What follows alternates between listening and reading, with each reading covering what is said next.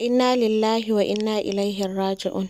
Rundunar 'yan sandar jihar Kaduna ta yi nasarar cafke wani matashi mai kimanin shekara 27 inda take zarginsa da yi ma wata matashiyar yarinya mai suna Fatima fyaɗe har ya kashe ta.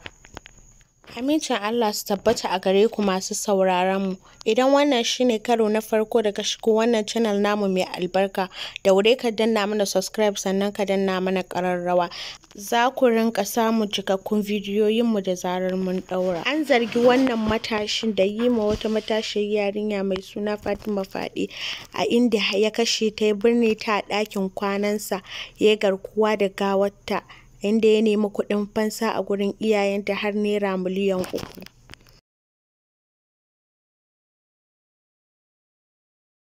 A zantawar da muka yi da shi, ya tabbatar mana da laifinsa.